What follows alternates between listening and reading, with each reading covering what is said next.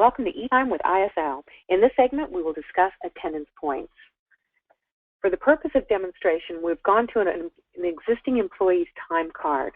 The first thing I want you to notice is that there are red boxes around incidents that occur within the time card. Some of these boxes are attendance violations, and some are simply alerts for the department head. In this case, we're looking at this one here. The late out of 5:42 when the employee was scheduled to leave at 5 p.m. is simply an alert to the department head. Whereas times such as 10:37 late arrival when they were scheduled in at 8:30 is going to be a late in, and that drives attendance points. What I want you to remember is that there are only 3 events that drive attendance points. 1, tardiness. That's either arriving late for a scheduled shift or returning late from their meal break. The second event is leaving early from your scheduled shift, and the third and final event is going to be a call-off. When you have attendance points on the time card, there isn't anything that you need to do as a department head if the attendance points are valid. So in this case, the late arrival, if you intend for the attendance points to apply themselves, there's no further action due on your part. You can simply right-click in the box and mark it as reviewed so that the box will turn green. You do not need to request that the system apply attendance points, as it will do so automatically. What I'd like to show you now is the attendance feature. I'm going to go ahead and erase the changes I've just made. The attendance feature within eTime. I'm going to come up here to the section up here titled More, and from the drop-down I'm going to choose Attendance. Let's go look at Barbara's time card, or her attendance points. Once you enter into the attendance system, you're going to want to look at the previous 90 days from the last day of the previous pay period. So I know that in this example, the last pay period ended 10/15, so I want to look back 90 days from 10/15. So I know that I want half of October, all of September, all of August, and half of July. So I'm going to change my range of dates to be July 16th all the way through 10/15. The reason I'm not looking at the current time period is that those points have not been brought down and placed into the employee's bucket by the business office director yet. So I'm going to apply this range of dates. We're going to look at this employee's attendance.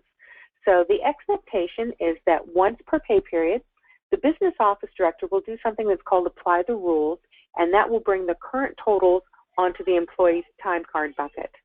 Then each department head will go in and they will, once per pay period, usually the beginning of a new pay period, they will go back in and they will look at the previous cycles for the employee to see where their point balance is.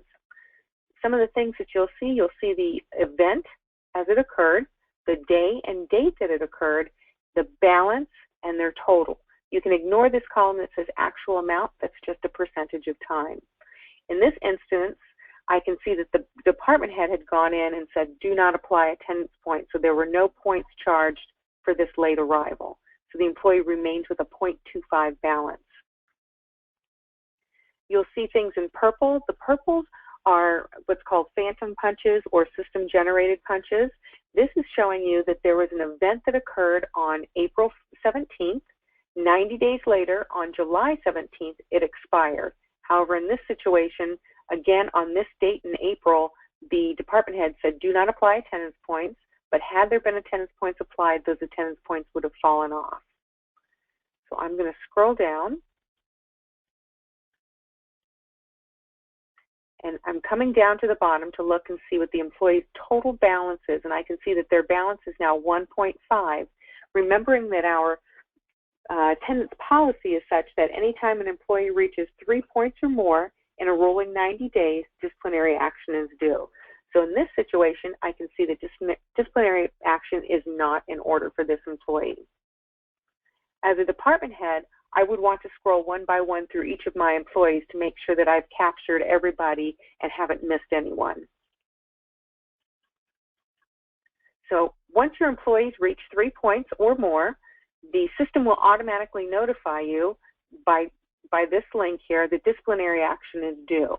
When it says disciplinary action is due, all you need to do is go to the top, click on Documents, click on the blue link, open, and complete the attached disciplinary notice. You will need to fill in all of the missing information, which includes not only the employee's name, job title, community name, but you'll need to scroll down and you'll need to fill in the number of points that they have in the last 90 days and the date of each point that they've picked up. In the corrective action section, you'll need to fill in the date that they can have points again without incurring any disciplinary action. And that is it for attendance points.